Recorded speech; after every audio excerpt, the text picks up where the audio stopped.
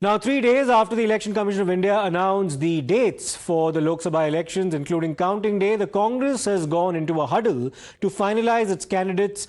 It held its third CEC meeting yesterday, which was then carried over into today as well. Mr. Rahul Gandhi was not part of yesterday's meeting, and today again it will be a meeting held by the CEC to put the seal on some of the names now to be decided for some of the states in the fray for the Lok Sabha polls. Now, let's in fact get you a lowdown on some of those states that the Congress will be deliberating about today. The decision is likely to be taken on the part of the Congress party for the state of Maharashtra, where there are 48 seats in the fray in all. Of course, of the Congress party's allies as well in the Maha Vikas Aghadi, and also the remaining seats for the state of Rajasthan will be discussed, and also the states of Madhya Pradesh as well as Gujarat. Madhya Pradesh sends 29 Lok Sabha representatives to Parliament, Rajasthan sends 25 and Gujarat 26. Sources have also revealed that yesterday around 80 seats had been discussed in 11 states by the Congress party in its CEC,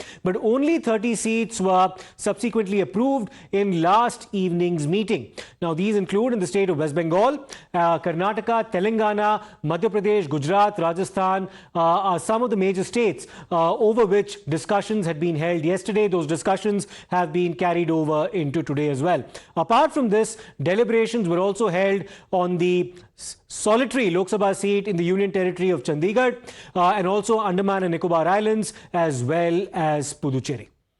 Now, let's also get you some of these specifics with regard to some of these states. Sources have said that 8 seats have now been finalized for the state of West Bengal as far as the Congress party is concerned.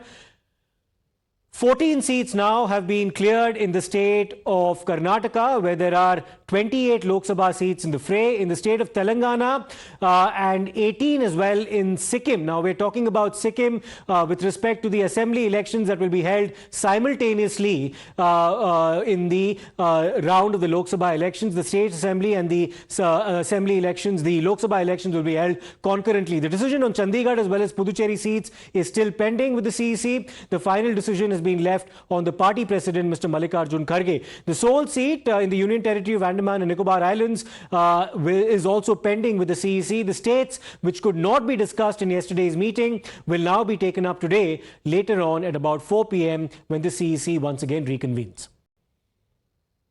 कल भी हमारी CC थी, काफी कुछ सीटें उसमें हमने clear की. आज भी सीसी इसमें भी होगी.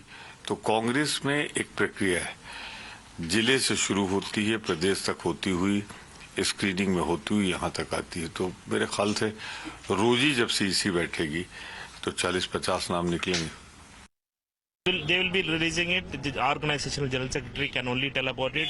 Decision has been taken. Only the announcement will be done by the general secretary organization whenever time is done. And when is going to be the next CEC meeting, sir? Next CEC meeting, I was told that 21st is going to be the CEC meeting. Congress party will continue to prepare the consensus candidates and announce the same. Well, let me go across to Sabyasachi, who's getting us all the updates. Now, the meeting has once again been reconvened today, Sabyasachi. Of course, seat deliberations continue in some crucial states, especially Karnataka as well as Maharashtra, where this time round, the Congress actually hopes to do better than it did in 2019.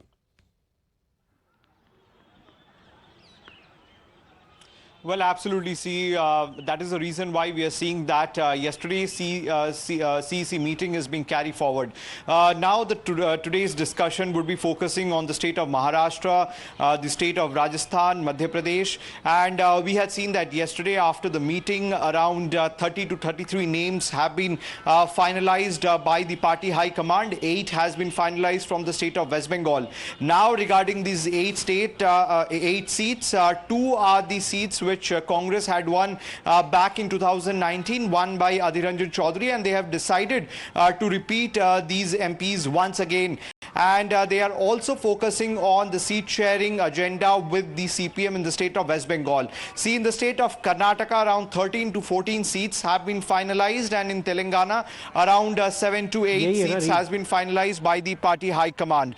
See, today also the focus would be on the state of Maharashtra, where we are seeing that a rift is going on within the India alliance, where the Congress is having difficulties to negotiate this seat share with the other political parties. And that is the reason why today we had seen that the Congress leaders had reached the national capital to hold a separate meeting at Mukul Vasnik's residence before coming to the CEC meeting. So at around 4 p.m. The CEC meeting will once again begin, and there is a possibility that after the meeting the list of the candidate will be released by the Congress party altogether.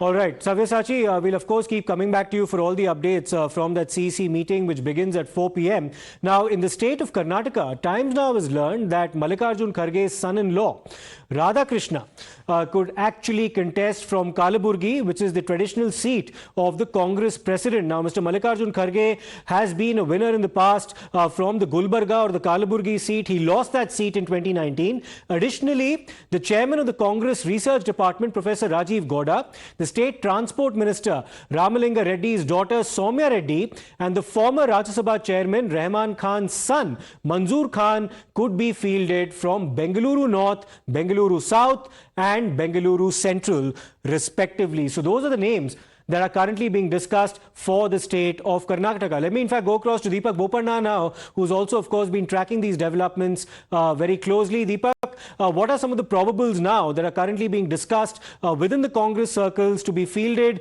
against a strong BJP, which won 25 out of 28 seats the last time round in the Karnataka leg of the Lok Sabha polls?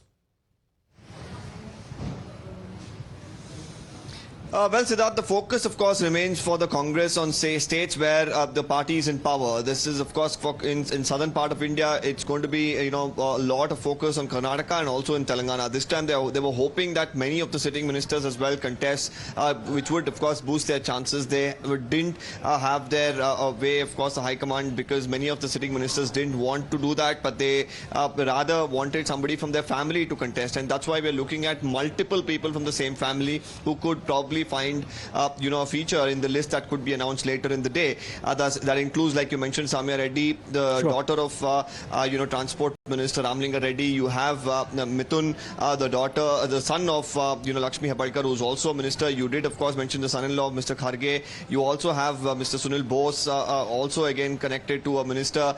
You have multiple names like this. Even Mansoor Ali Khan, of course, from Bangalore Central, who's the son of Rahman Khan, a former union minister. So while we are looking at all of these developments that are taking place, the BJP as well, of course, wants to counter that. The remaining 5 names are expected later. So for Karnataka, of course, it's going to be a packed day if these big announcements come in later in the day.